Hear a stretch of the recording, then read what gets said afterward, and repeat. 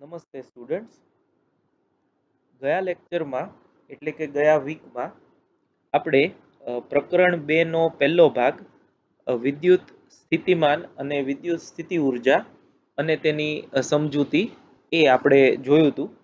એમાં જે ટોપિકની ચર્ચા કરી એ હું તમને જણાવી દઉં તો એમાં વિદ્યુત સ્થિતિ ઉર્જાનો પ્રાથમિક ખ્યાલ, એકમ ધન વિદ્યુત ભારને કે ક્યુ વિદ્યુત ભારને વિદ્યુત ક્ષેત્રમાં એક બિંદુથી બીજા બિંદુ સુધી લઈ જવા માટેનું કાર્ય અને એના પરથી વિદ્યુત સ્થિતિમાનની વ્યાખ્યા એ આપણે જોયું હતું.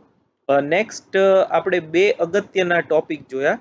એમાં એક છે એ છે બિંદુવત વિદ્યુતભાર માટે વિદ્યુત સ્થિતિમાન અને બીજું જે છે એ છે બિંદુવત ડાયપોલ અથવા તો ડાયપોલના કિસ્સામાં વિદ્યુત સ્થિતિમાન. અને પછી બે નાનકડા ટોપિક આપણે જોયા હતા. એ ટોપિક્સ જે છે એ છે ડિસ્ક્રીટ ચાર્જ ડિસ્ટ્રીબ્યુશન હોય એટલે કે અસતત વિદ્યુત ભારનું વિતરણ, એના માટે કોઈ બિંદુ પાસે વિદ્યુત સ્થિતિમાન, અને કવચ જે છે વિદ્યુત ભારિત એના માટે અંદર અને બહારના બિંદુએ વિદ્યુત સ્થિતિમાન. ત્યાં સુધી આપણે જોયું હતું.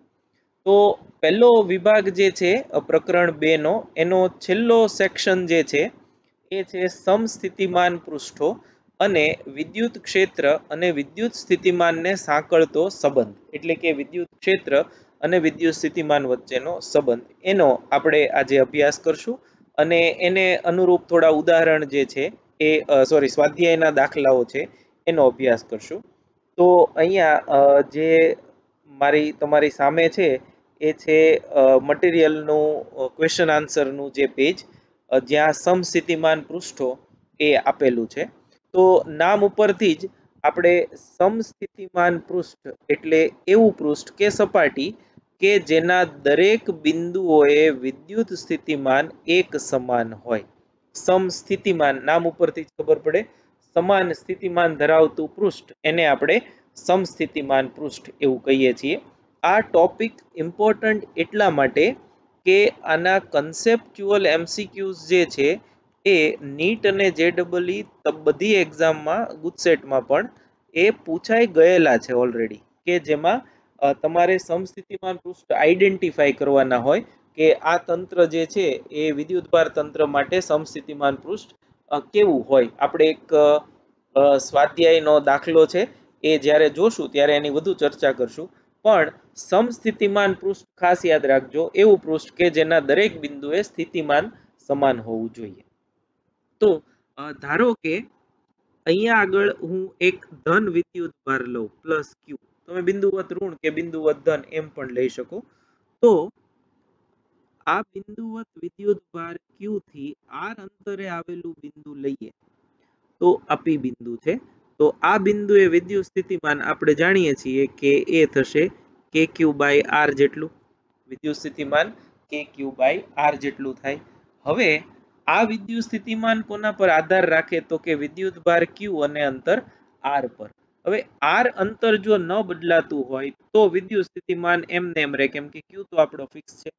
હવે આર અંતર એકનું એક હોય એવા કેટલા બિંદુઓ અથવા તો એવું કયું પૃષ્ઠ કે જેના માટે આર છે એ એક સમાન હોય, તો એ બહુ સ્વાભાવિક છે કે આર ને ત્રિજ્યા તરીકે લઈ અને જો આપણે ગોળો ધારીએ તો આ ગોળો જે છે એની સપાટી પરના તમામ બિંદુઓ જે છે એ આ પ્લસ ક્યુ થી આર અંતરે આવેલા હોય. તો પ્લસ ક્યુ ને કેન્દ્રમાં રાખી દોરેલા આર ત્રિજ્યાના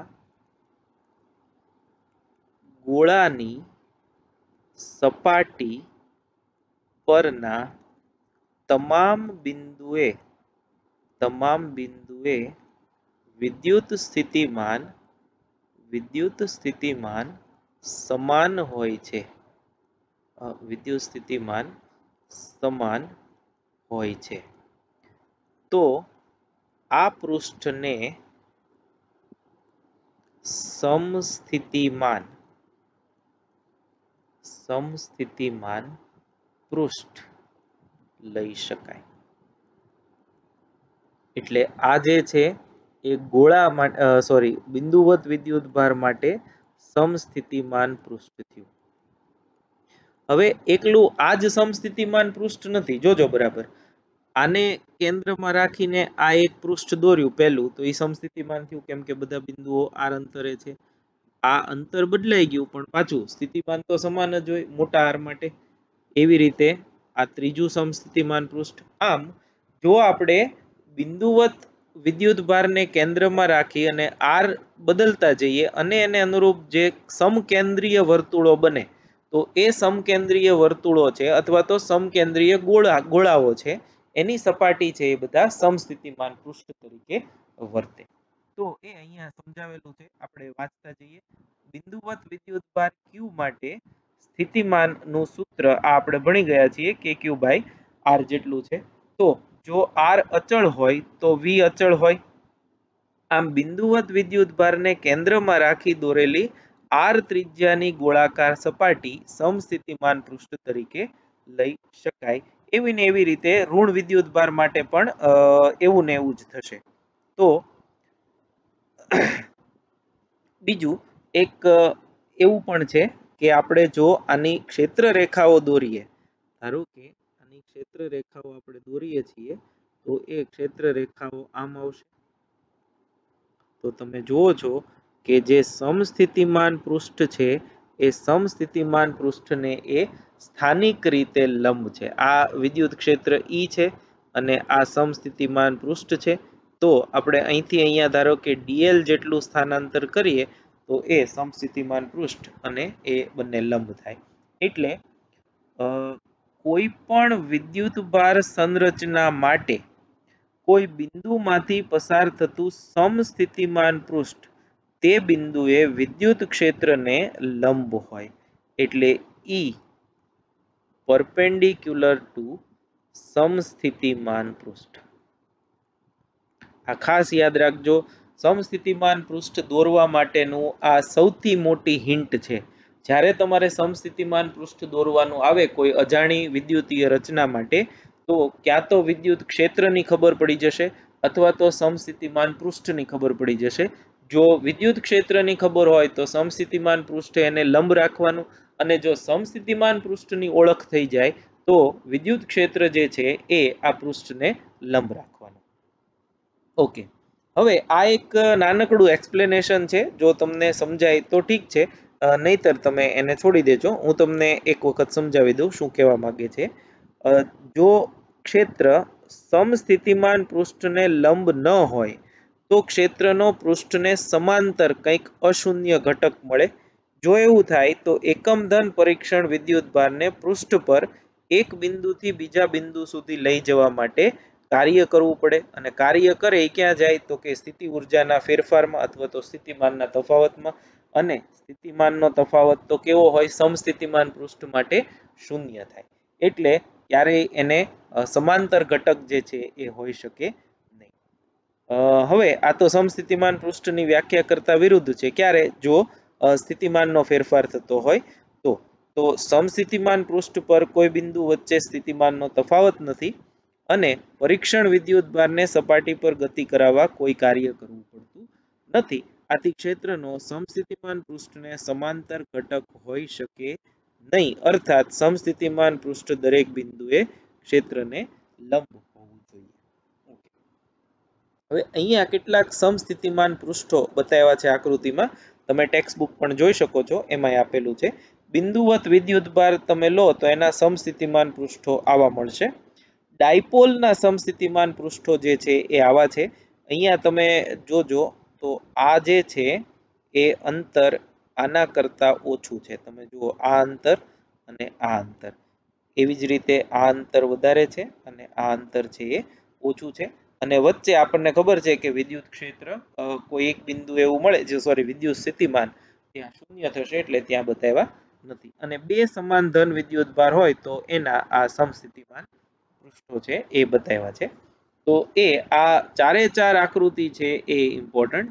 અને આની વધારે આપણે ડિસ્કશન છે એ જે સ્વાધ્યાયનો દાખલો છે એમાં આપણે વધારે ચર્ચા કરશું કેવી રીતે હોય. એક આ જોઈ લો આકૃતિ બી. સમાન વિદ્યુત ક્ષેત્ર E અહીંયા આપેલું છે. તો એનું સમસ્થિતિમાન પૃષ્ઠ, એક તો વિદ્યુત ક્ષેત્રને લંબ હોય એટલે આ એક સમસ્થિતિમાન પૃષ્ઠ થયું, એવી જ એવી રીતે આ બીજું સમસ્થિતિમાન પૃષ્ઠ, એવી ને એવી રીતે ત્રીજું. અને આ અંતર જે છે એ ડી કહીએ. તો ધારો કે હવે હું અહીંયા ત્રીજું એક સમસ્થિતિમાન પૃષ્ઠ લઉં, સોરી, હજી એક સમસ્થિતિમાન પૃષ્ઠ જો આપણે લઈએ આવું આમ, તો આ અંતર પણ ડી હોય. એટલે સમસ્થિતિમાન, અચ્છા બીજું, આ V1 હોય, ધારો કે આ V2 હોય અને આ V3 હોય સ્થિતિમાન બધાનું, તો આ જે ડિફરન્સ છે V2 માઇનસ V1 અને V3 માઇનસ V2 એ સમાન રહેવો જોઈએ, કેમ કે તો જ સમસ્થિતિમાન છે એવું કહેવાય. પછી આપણે જ્યારે દાખલો જોઈએ ત્યારે એની વધુ ડિસ્કશન કરીએ. ઓકે, આ સમસ્થિતિમાન પૃષ્ઠની વ્યાખ્યા અને તેની સમજૂતી હતી.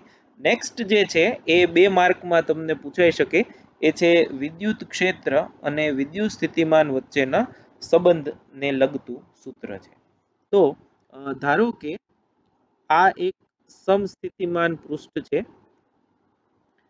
આ એક સમસ્થિતિમાન પૃષ્ઠ છે અને એની નીચે અહીં આ બીજું સમસ્થિતિમાન પૃષ્ઠ છે. આને આપણે સમસ્થિતિમાન પૃષ્ઠ A અને આને સમસ્થિતિમાન પૃષ્ઠ B કહીએ. ધારો કે આમાં એનું સ્થિતિમાન V છે A નું, અને ઉપર જતા વિદ્યુત સ્થિતિમાનમાં ડેલ્ટા V જેટલો વધારો થાય છે. તો V તો રહેશે જ, પ્લસ ડેલ્ટા V જેટલો વધારો થયો. બંનેના કેન્દ્રો વચ્ચેનું અંતર, બંનેના કેન્દ્રો વચ્ચેનું અંતર, આ બેના કેન્દ્રો વચ્ચેનું અંતર થયું એ ધારો કે ડેલ્ટા L જેટલું છે. આમાં તમે DL લઈ શકો અને કેપિટલ ડેલ્ટા લઈ શકો. અહીંયા આગળ આપણે આ P છે, A અને B સમસ્થિતિમાન, અને વિદ્યુત ક્ષેત્ર જે છે એ નીચેથી ઉપર જતી દિશામાં છે. તો આકૃતિમાં દર્શાવેલ એકબીજાની ખૂબ નજીક રહેલા એવા 2 સમસ્થિતિમાન પૃષ્ઠો A અને B એ બતાવી છે. એ પર બધે અહીંયા આગળ તમે જુઓ તો આ બધી જગ્યાએ વિદ્યુત સ્થિતિમાન જે છે એ V જેટલું છે, અને B પર બધી જગ્યાએ અહીંયા બધે વિદ્યુત સ્થિતિમાન V પ્લસ ડેલ્ટા V જેટલું છે. અને ડેલ્ટા V વિદ્યુત ક્ષેત્ર E ની દિશામાં V નો ફેરફાર છે. તમે જો આમ જાઓ એમ ફેરફાર જે છે એ ડેલ્ટા V જેટલો થાય. તો ધારો કે સપાટી B પર એક બિંદુ P છે અને A થી P નું લંબ અંતર એ ડેલ્ટા L જેટલું છે. તો એકમ ધન વિદ્યુત ભારને સપાટી B પરથી A સુધી આ લંબ રેખા પર વિદ્યુત ક્ષેત્રની વિરુદ્ધમાં, એટલે આપણે અહીંયા એક એકમ ધન વિદ્યુત ભાર છે એને આપણે આમ લાવવો છે, ક્ષેત્ર ઉપર છે, ક્ષેત્રની વિરુદ્ધમાં આપણે લઈ જવું છે.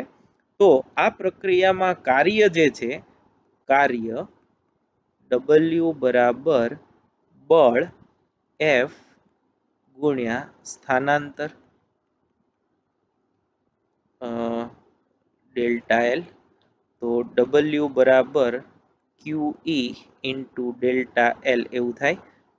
પણ Q પ્લસ 1 કુલમ એકમ ધન છે, તો કાર્ય W થશે E, એનું મૂલ્ય ખાલી લઈએ, ઇન્ટુ ડેલ્ટા L. તો આ એ કાર્ય મળ્યું. અને આ કાર્ય જે છે એ કેટલું હોય, તો કે સ્થિતિ ઉર્જાના સ્થિતિમાનના તફાવત જેટલું હોય. B પાસેનું સ્થિતિમાન VB છે, A પાસેનું સ્થિતિમાન VA હોય, તો અંતિમ આ પ્રારંભિક, તો VA માઇનસ VB અંતિમ માઇનસ પ્રારંભિક થયું. તો કાર્ય બરાબર વિદ્યુત સ્થિતિમાનનો ફેરફાર, A નું સ્થિતિમાન V જેટલું આપણને ખબર છે, અને B નું સ્થિતિમાન V પ્લસ ડેલ્ટા V એ આપણને ખબર છે, એટલે માઇનસ ડેલ્ટા V થયું. તો E બરાબર minus delta V by delta L, આ ઇમ્પોર્ટન્ટ સમીકરણ એક આપણને મળ્યું. ડેલ્ટા V જે છે એ ઋણ છે, એટલે આપણે જો ડેલ્ટા V ની કિંમત ધન લઈએ તેને માનાંકમાં મૂકીએ અને માઇનસ ડેલ્ટા V લઈએ, તો ઉપરના સમીકરણને આમે લખી શકાય ડેલ્ટા V પ્લસ મૂલ્ય લઈએ તો ખાલી બાય ડેલ્ટા L. અને આ બાબત પરથી આપણે 2 મહત્વના નિષ્કર્ષો પર પહોંચી શકીએ. આ બંને ઇમ્પોર્ટન્ટ. જે દિશામાં સ્થિતિમાનનો ઘટાડો સૌથી વધારે ઝડપથી થતો હોય તે દિશામાં વિદ્યુત ક્ષેત્ર હોય છે. આ આપણે MCQ ની જે બુક તમે લીધી છે એ બુકમાં ઘણા બધા એમસીક્યુ વિદ્યુત સ્થિતિમાન અને વિદ્યુત ક્ષેત્રના સંબંધવાળા છે કે જે કન્સેપ્ચ્યુઅલ છે અને મોટા ભાગની એન્ટ્રન્સ ટેસ્ટમાં એ પૂછાય છે. જ્યારે આપણે બુકની ડિસ્કશન કરશું એમસીક્યુની ત્યારે એમાં થોડો વધારે સમય સ્પેન્ડ કરશું. અત્યારે ખાલી આ જે હાઇલાઇટ કરેલો પોઈન્ટ છે એ યાદ રાખો. એ જ્યારે આપણે એમસીક્યુ કરશું ત્યારે તમને આપોઆપ સમજાઈ જશે. અને વિદ્યુત ક્ષેત્રનું મૂલ્ય એ સમસ્થિતિમાન પૃષ્ઠને લંબ દિશામાં એકમ સ્થાનાંતર દીઠ સ્થિતિમાનના ફેરફાર જેટલું હોય. એટલે એ તો આના ઉપરથી જ છે. ઈ બરાબર ડેલ્ટા વી જો ડેલ્ટા એલ બરાબર 1 એકમ હોય તો. એટલે અહીંયા આપ્યું છે એકમ સ્થાનાંતર લો એટલે ઈ કેટલું થાય ડેલ્ટા વી સ્થિતિમાનનો ફેરફાર એ વિદ્યુત ક્ષેત્રના મૂલ્ય જેટલું હોય છે. તો આ જે છે એ વિદ્યુત ક્ષેત્ર અને વિદ્યુત સ્થિતિમાન વચ્ચેનો સંબંધ ફરીથી એક વખત ટેક્સ્ટ બુકમાં પહેલા વાંચી જજો બંને ટોપિક, સમસ્થિતિમાન પૃષ્ઠો અને વિદ્યુત ક્ષેત્ર અને વિદ્યુત સ્થિતિમાન વચ્ચેનો સંબંધ. અને એ વાંચ્યા પછી આ બંને ટોપિક એવા છે કે જે 2 માર્કમાં તમને પૂછાઈ શકે. સમસ્થિતિમાન પૃષ્ઠો ખૂબ જ અગત્યનો ટોપિક કે જે એમસીક્યુમાં પૂછાઈ શકે એમ છે. તો એ બંને સરસ રીતે તૈયાર કરી નાખો પછી તમે એના દાખલાઓ અને એમસીક્યુ જે છે એ સોલ્વ કરી શકશો. Thank you very much.